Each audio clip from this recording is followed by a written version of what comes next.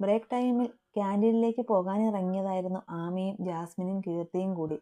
Staircase ഇറങ്ങി താഴേക്ക് വരുമ്പോൾ മുറ്റത്തെ മരച്ചുവട്ടിൽ പാർക്കിങ്ങിൽ കിടക്കുന്ന കറുത്ത കാർ കണ്ട് ആമി വെറുതെ അതിലേക്ക് നോക്കി നിന്നു.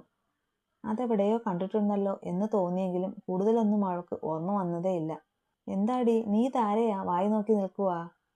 കുറച്ചു മുന്നോട്ട് പോയിട്ട് തിരിഞ്ഞു നോക്കുമ്പോഴേക്കും ആമി സ്റ്റെപ്പിനടുത്ത് തന്നെ നിൽക്കുന്നത് കണ്ട് ജാസ്മിൻ വിളിച്ചു ചോദിച്ചു. അത് കേട്ടതും ആമി വേഗം അവർക്കരികിലേക്ക് ചെന്നു. ഒന്നുമില്ലടി, ഞാൻ ആ കാറ് നോക്കുമായിരുന്നു. എവിടെയോ കണ്ട് നല്ല പരിചയം, പക്ഷേ എവിടാണെന്ന് മാത്രം പിടികിട്ടിയില്ല. അതിപ്പോ ആരുടെ ആയാലും നമുക്കെന്താ? നീ വയറ്റിൽ ബാൻഡ് മേളം നടക്കുക. ബ്രേക്ക് കഴിയും മുന്നേ പോയി വല്ലതും കഴിക്കാം. കീർത്തി അവളുടെ കയ്യിൽ പിടിച്ചുകൊണ്ട് മുന്നോട്ട് നടന്നു. ആ, സംസാരിച്ചിരുന്ന് നേരം പോയി. ഞാൻ ഇറങ്ങുവാടാ. ഉച്ചയ്ക്ക് ശേഷം ഒരു മീറ്റിംഗ് ഉണ്ട് ബ്ലൂ ഡയമണ്ടിൽ വെച്ച്. വാച്ചിലേക്ക് നോക്കിയപ്പോൾ സമയം 11:30 കഴിഞ്ഞെന്ന് കണ്ടതും റയാൻ വേഗം എണീറ്റുകൊണ്ട് പറഞ്ഞു. ഓക്കേടാ, എല്ലാം ശരിയാകും, നീ സമാധാനമായിട്ടിരിക്കേ. പറഞ്ഞിട്ട് സ്റ്റെഫിൻ അവനെ കെട്ടിപ്പിടിച്ച് ഒരിക്കൽ കൂടി പരസ്പരം യാത്ര പറഞ്ഞിട്ട് പുറത്തേക്കിറങ്ങാൻ തുടങ്ങിയതും പെട്ടെന്നെന്തോ കണ്ട് റയാൻ തിരിഞ്ഞകത്തേക്ക് തന്നെ കയറി. എന്താടാ? പെട്ടെന്നുള്ള അവന്റെ പ്രവൃത്തി കണ്ട് സ്റ്റെഫി അമ്പരപ്പോടെ ചോദിച്ചു. മിണ്ടാതിരിക്കടാ അവള് പറഞ്ഞുകൊണ്ട് അവൻ ചുവരിന് മറഞ്ഞു നിന്നതും ആമയും കൂട്ടുകാരും കൂടി ആ മുറിവാതിൽ കടന്നു പോയിരുന്നു. ആ, ഏതായാലും നിന്റെ ഉദ്ദേശവും നടന്നല്ലോ. അവളെ കണ്ടപ്പോൾ സമാധാനമായില്ലേ? അവര് പോയതും സ്റ്റെഫിനൊരു നേർത്ത ചിരിയോടെ പറഞ്ഞു. അപ്പോൾ റയാന്റെ ചിന്തയും അതുതന്നെയായിരുന്നു. ഒരു മിന്നായം പോലെയെങ്കിലും അവളെയൊന്ന് കണ്ട ആശ്വാസത്തോടെ അവൻ പതിയെ പുറത്തേക്കിറങ്ങി നടന്നു. നന്ദന്റെ ബൈക്ക് വന്നു നിന്ന ശബ്ദം കേട്ടതും പൂർണിമ വേഗമെണീറ്റ് ഉമ്മറത്തേക്ക് നടന്നു. പിച്ചായ, റൂബി നേരിയ ഭയത്തോടെ ഭർത്താവിന്റെ കയ്യിൽ മുറുകെ പിടിച്ചു. ഒന്നുമില്ല കൊച്ചേ, അവരും നമ്മളെപ്പോലൊരു അപ്പനും അമ്മയും അല്ലേ, പറഞ്ഞാൽ മനസ്സിലാകും. നീ ചുമ്മാ BP കൂട്ടണ്ട, പോൾ അവരെ ആശ്വസിപ്പിച്ചു. എവിടെ അവര്? ബൈക്കിൽ നിന്ന് ഇറങ്ങിയതും നന്ദൻ പൂർണിമയോട് ചോദിച്ചു. അകത്തുണ്ട്. വന്നത് ശത്രുവാണേൽ പോലും മുറ്റത്ത് തന്നെ നിർത്തുന്നത് എങ്ങനെയാ? അതുകൊണ്ട് ഞാൻ അകത്ത് വിളിച്ചിരുത്തി ചായ കൊടുത്തു. അതിനു മറുപടിയായി അമർത്തിയ ഒരു മൂളലോടെ നന്ദൻ വേഗം അകത്തേക്ക് നടന്നു. നന്ദേട്ടാ. അയാൾ ഉമ്മറം കടന്നതും പെട്ടെന്ന് ആ കയ്യിൽ കടന്നു പിടിച്ചുകൊണ്ട് പൂർണിമ വിളിച്ചു. നന്ദൻ ചോദ്യഭാവത്തിൽ അവരെ നോക്കി. നമ്മുടെ വീട്ടിൽ കയറി വന്നവരാ, സംസാരിക്കുമ്പോൾ ആ മര്യാദ കാണിക്കണം നമ്മൾ. ഒത്തിരി ദേഷ്യപ്പെടാനൊന്നും പോകല്ലേ. ഞാൻ ദേഷ്യപ്പെടാനൊന്നും പോണില്ല. പക്ഷേ എൻ്റെ മോളുടെ ജീവിതം വെച്ച് വീണ്ടും വല്ല കളിയും പ്ലാൻ ചെയ്തിട്ടാണ് അവര് വന്നേക്കുന്നതെങ്കിൽ അത് ഞാൻ സമ്മതിച്ചു കൊടുക്കത്തില്ല. നന്ദൻ മുരണ്ടു. ശേഷം രണ്ടാളും കൂടി അകത്തേക്ക് നടന്നു. ലിവിംഗ് റൂമിലേക്ക് കയറി വരുന്ന നന്ദനെ കണ്ടതും പോളും റൂബിയും പതിയെ എഴുന്നേറ്റു. എൻ്റെ മോളൊരു പിഴച്ചവളാണെന്നും പറഞ്ഞിവിടെ കൊണ്ട് നടതള്ളിയിട്ട് പോയതാണല്ലോ കളരിക്കലെ കൊച്ചു തമ്പുരാൻ. എന്നിട്ടിപ്പോൾ അവളെ തിരിച്ചു പിടിക്കാൻ ഞങ്ങൾ പെടാപ്പാട് പെട്ടുകൊണ്ടിരിക്കുന്ന ഈ നേരത്തിന് നിങ്ങളുടെ വരവിന്റെ ഉദ്ദേശം എന്താണാവോ? കയറി വന്നപാടെ മുഖവരെയൊന്നും കൂടാതെയുള്ള നന്ദന്റെ ചോദ്യം കേട്ട് അമ്പരന്ന് പരസ്പരം നോക്കിപ്പോയിരുന്നു പോളും റൂബിയും. കാരണം തെറ്റിദ്ധാരണകൾ കൊണ്ട് ആമയും റയാനും തമ്മിലൊരു സ്നേഹം രൂപപ്പെട്ടിട്ടില്ല എന്നറിയാമായിരുന്നെങ്കിൽ പോലും ആമയുടെ ഇവിടെ വന്നുള്ള നിൽപ്പൊരിക്കലും അവർ പരസ്പരം മുറിച്ചു നീക്കാൻ തീരുമാനിച്ചിട്ടാണെന്ന് അവരിരുവരും സ്വപ്നത്തിൽ പോലും കരുതിയിരുന്നില്ല. കാരണം എന്ത് തന്നെയാണെങ്കിലും എടുത്തുചാടി റയാൻ മുറുക്കി വെച്ചേക്കുന്ന കുരുക്കുകളൊക്കെ തങ്ങൾ അഴിക്കാൻ നോക്കും തോറും കൂടുതൽ മുറുകുകയാണല്ലോ എന്നോർത്തു പോയിരുന്നു പോൾ. നന്ദൻ, മാപ്പ് പറഞ്ഞൊഴിയാൻ കഴിയുന്ന തെറ്റുകളല്ല ഞങ്ങളുടെ ഭാഗത്തുനിന്ന് ഉണ്ടായേക്കുന്നതെന്നറിയാം. പക്ഷേ എല്ലാം എൻ്റെ ഇളയ മകൻ കാരണം സംഭവിച്ചു പോയതാ. അവനൊരുക്കിയ ചതിക്കുഴിയിൽ വീണുപോയതാ ഇവിടുത്തെ മോളും എൻ്റെ റയാനുമൊക്കെ. പക്ഷേ ഇപ്പോൾ സത്യങ്ങളൊക്കെ അവനും ഞങ്ങളും അറിഞ്ഞു കഴിഞ്ഞു. അതും എല്ലാത്തിനും ഉത്തരവാദിയായവനിൽ നിന്ന് തന്നെ. അതുകൊണ്ട് അങ്ങനെ എല്ലാ തെറ്റുമങ്ങ് ഇളയ മോൻ്റെ തലയിൽ തന്നെ ചാരി രക്ഷപ്പെടല്ലേ പോൾ സാറേ? നന്ദൻ ഇടയിൽ കയറി പറഞ്ഞതും പോൾ നിസ്സഹായതോടെ അയാളെ നോക്കി. ആ നേരം നന്ദന്റെ മുഖത്ത് കളരിക്കൽ കുടുംബത്തോടൊന്നാകെയുള്ള വെറുപ്പ് പ്രകടമായിരുന്നു. സാറിന്റെ ഇളയ മകനാണ് എല്ലാത്തിനും കാരണം, സമ്മതിച്ചു. പക്ഷേ നിങ്ങളുടെ മോൻ ചെയ്ത തെറ്റിന് മുന്നും പിന്നും നോക്കാതെ എൻ്റെ മോളെ ശിക്ഷിച്ച നിങ്ങളുടെ മൂത്ത മകനെ ഏത് ഗണത്തിൽ പെടുത്തണം ഞങ്ങൾ? ഇവിടെ അവളെ കൊണ്ടാക്കിയിട്ട് പോകുമ്പോൾ തുറന്നു പറഞ്ഞില്ലെങ്കിൽ പോലും ഞങ്ങളുടെ കുഞ്ഞിനെ വെറുമൊരു വൃത്തികെട്ട പെണ്ണാക്കി തീർത്തിട്ടല്ലേ അവൻ പോയത്. വഴി പിഴച്ചു പോയ നിങ്ങളുടെ ഇളയ മകന്റെ പിറപ്പുകേടിന് ബലിയാടേണ്ടി വന്നവളാ എൻ്റെ മോള്. എന്നിട്ട് നിങ്ങളുടെ കുടുംബത്തിന്റെ മാനം രക്ഷിക്കാൻ നിങ്ങളുടെ മൂത്ത മോനും അവളെ തന്നെയല്ലേ ഉപയോഗിച്ചത്? അവനൊരു തോന്നലുണ്ടായപ്പോൾ അവന്റെ മാത്രം ഇഷ്ടത്തിന് എൻ്റെ കുഞ്ഞിന്റെ കഴുത്തിൽ അവനൊരു കൊലക്കയറിട്ട് കൊടുത്തു. എന്നിട്ട് അവളെയും കൊണ്ടുപോരാൻ തയ്യാറായിരുന്നു ഞങ്ങൾ. പക്ഷേ അവന്റെ സ്വാധീനവും പണവും ഉപയോഗിച്ച് അവിടെയും അവൻ ഞങ്ങളെ തോൽപ്പിച്ചു. എന്നിട്ട് നിങ്ങളുടെ വീട്ടിനകത്തിട്ട് ചവിട്ടി അരച്ചില്ലേ ഞങ്ങളുടെ മോളെ? അതറിഞ്ഞോ നിങ്ങൾ? അതും പോട്ടെ, ചേട്ടന്റെ താലി കഴുത്തിലണിഞ്ഞ പെണ്ണിന്റെ ചൂട് പറ്റാൻ നിങ്ങളുടെ പിഴച്ച സന്താനം ചെന്നത് നിങ്ങൾ അറിഞ്ഞോ? അമർഷവും അരിശവും സഹിക്കാൻ കഴിയാതെ നന്ദന്റെ സ്വരമുയർന്നതും പോളും റൂബിയും കുറ്റബോധത്തോടെ തലകുനിച്ചു കളഞ്ഞു. എന്നിട്ട് അതും അവളുടെ പിടലിക്ക് വെച്ച് കെട്ടി വെറുമൊരു വൃത്തികെട്ട പെണ്ണെന്ന് മുദ്ര കുത്തി നിങ്ങളുടെ മോൻ അവളെ ഇവിടെ കൊണ്ടെറിഞ്ഞു തന്നിട്ട് പോയി. ആ, ചുമ്മാതല്ല കേട്ടോ. എൻ്റെ മോൾക്ക് വന്ന നഷ്ടങ്ങൾക്ക് പകരമായി എത്ര രൂപ വേണമെങ്കിലും തന്നേക്കാമെന്നൊരു ഓഫറും വെച്ചു. അവൻ്റെ പിച്ചക്കാശിന് വേണ്ടിയല്ലേ ഇക്കണ്ട വർഷം അത്രയും കഷ്ടപ്പെട്ട് ഞാൻ എൻ്റെ മോളെ വളർത്തിയത്. പണത്തിനേ കുറവുള്ളൂ പോൾ സാറേ. ആത്മാഭിമാനം വിട്ടു തിന്നിട്ടില്ല നന്ദൻ ഇതുവരെ. പിന്നെ നിങ്ങൾക്കൊരു മകളില്ലേ? അവൾക്ക് വേണ്ടി ഉപയോഗിക്കാം നിങ്ങളുടെ മോൻ എൻ്റെ മോൾക്ക് വിലയിട്ട ആ പിച്ചക്കാശ്.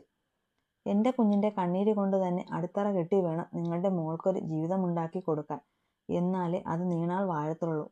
നന്ദന്റെ വാക്കുകൾ റോണയുടെ തലയിലൊരു ശാപമായി വന്നു പതിക്കുന്നത് കേട്ട് നിൽക്കുമ്പോൾ ഹൃദയം അലമുറയിട്ട് പിടഞ്ഞു പോയെങ്കിലും പോളും റൂബിയും ഒരക്ഷരം പോലും തിരികെ മൊഴിഞ്ഞില്ല.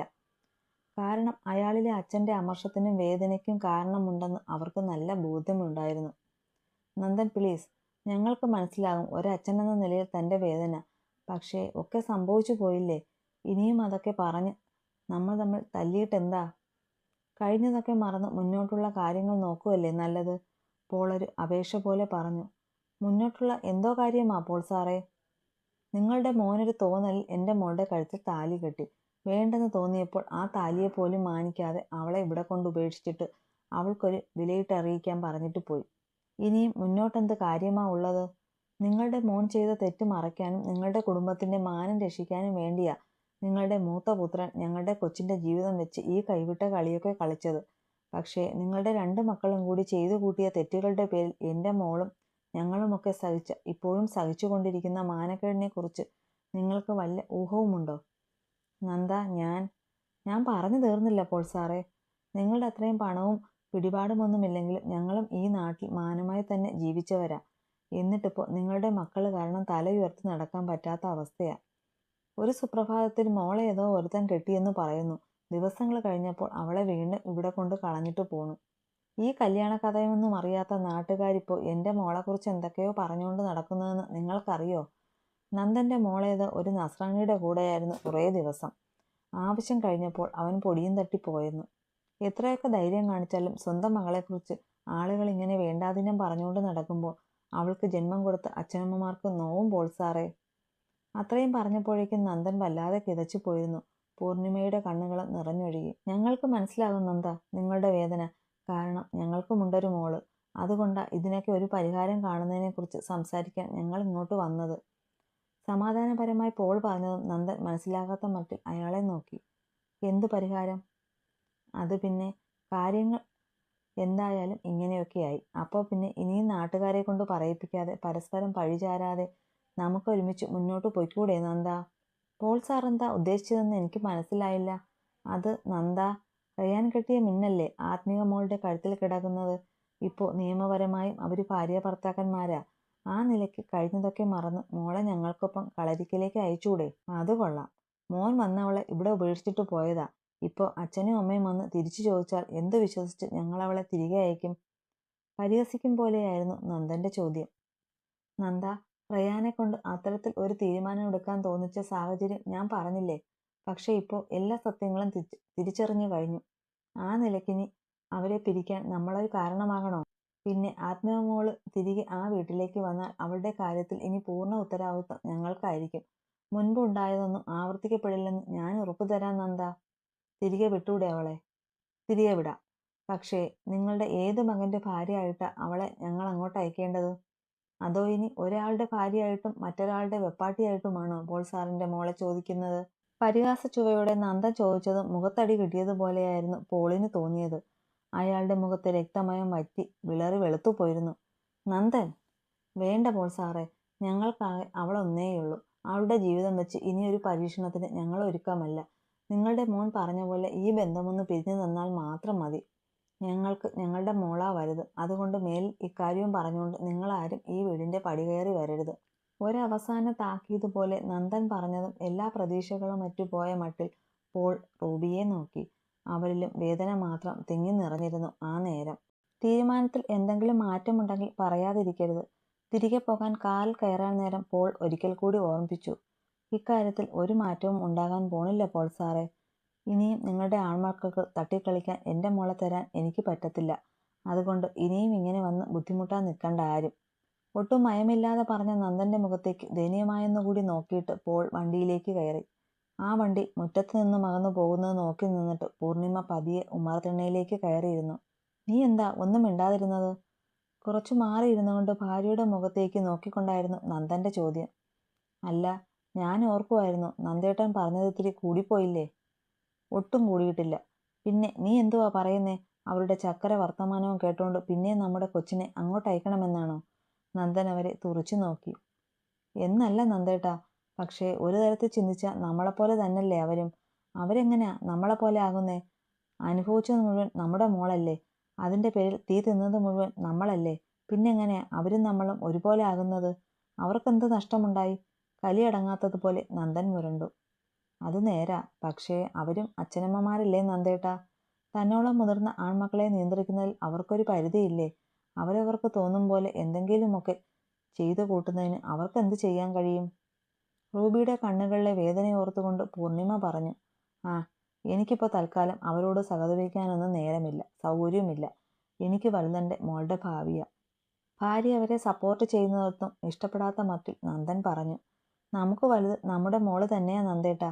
പക്ഷേ ഞാൻ അവര് പറഞ്ഞത് കൂടൊന്ന് ചിന്തിച്ചെന്നേ ഉള്ളൂ. നീ ഇപ്പൊ എന്തുവാ പൂർണിമയെ ഉദ്ദേശിക്കുന്നത്? ഇനിയും പരീക്ഷണത്തിന് വെക്കാൻ ആദ്യ മോളെ അങ്ങോട്ട് വിടണമെന്നാണോ? അങ്ങനെയല്ല നന്ദേട്ടാ. പക്ഷേ അവർ പറഞ്ഞതിലും ചില ശരികളൊക്കെ ഉണ്ട്. അത് മാത്രമല്ല, അവര് നല്ല മനുഷ്യരായിട്ടല്ലേ ഇവിടെ വന്ന് സ്വന്തം മക്കളുടെ തെറ്റേറ്റ് പറഞ്ഞ് മാപ്പ് പറഞ്ഞതും പിന്നെ നന്ദേട്ടൻ പറഞ്ഞതൊക്കെ തിരിച്ചൊന്നും പറയാതെ കേട്ടിരുന്നതും. കേട്ടിരുന്നെങ്കിൽ തെറ്റവരുടെ മക്കളുടെ ഭാഗത്താണെന്നുള്ള ഉത്തമ ബോധ്യമുള്ളവർക്കുള്ളത് കൊണ്ടാ. അല്ലാതെ വന്നത് ഔസേപ്പിതാവും കന്യാമറിയുമായിട്ടൊന്നുമല്ല. നന്ദന് തൻ്റെ ദേഷ്യമടക്കാൻ കഴിയുന്നതേ ഉണ്ടായിരുന്നില്ല. അത് നേരാ. പക്ഷേ നന്ദേട്ട, നമ്മുടെ മോളൊരു പെൺകുട്ടിയാണെന്നുള്ള കാര്യം ഏട്ടൻ മറക്കരുത്. ഇപ്പൊ തന്നെ ആദിയെക്കുറിച്ച് ഈ നാട്ടുകാരൊക്കെ എന്തൊക്കെയാ പറയുന്നത്? സന്ധ്യയായാൽ കിടന്നിട്ട് ഉറക്കം പോലുമില്ല. അതിൻ്റെ കൂടിന് നസാന് കെട്ടിയതായാലും മുസ്ലിം കെട്ടിയതായാലും കെട്ടുതാലി കൂടി പൊട്ടിച്ചിട്ട് ഇവിടെ വന്നു നിന്നാൽ ഈ വിഷജീവികളൊക്കെ എന്തൊക്കെ പറഞ്ഞുണ്ടാക്കുമെന്ന് ദൈവത്തിനറിയാം. ഈ ചെറുപ്രായത്തിൽ അവളെ കൊണ്ട് ഇതൊക്കെ തരണം ചെയ്യാൻ പറ്റുമെന്ന് നന്ദേട്ടന് തോന്നുന്നുണ്ടോ? ഓ, ഇത്രയൊക്കെ തരണം ചെയ്ത് അവളും അതങ്ങ് തരണം ചെയ്തോളും. നാട്ടുകാരെ പേടിച്ച് അവൾക്ക് പോലും താല്പര്യമില്ലാത്ത ആ വീട്ടിലോട്ട്, അതും അമ്മയും പെങ്ങളെയും തിരിച്ചറിയാൻ പറ്റാത്തൊരു ചെന്നായ ഉള്ളിടത്തോള് എൻ്റെ മോളെ തള്ളിവിട്ട് അവളുടെ ജീവൻ കൂടി എടുക്കാൻ ഞാൻ ഉദ്ദേശിച്ചിട്ടില്ല. അതിനുവേണ്ടി നീ അവർക്ക് വക്കാലത്ത് പറയാൻ നിൽക്കണ്ട. ദേഷ്യത്തിൽ പറഞ്ഞുകൊണ്ട് നന്ദനകത്തേക്ക് കയറിപ്പോകുന്നത് നോക്കിയിരിക്കുമ്പോഴും പൂർണിമയുടെ മനസ്സിൽ റയാനൊരു രണ്ടാമൂഴം നൽകാമെന്ന ചിന്ത തന്നെയായിരുന്നു വേരുറച്ചു നിന്നിരുന്നത്.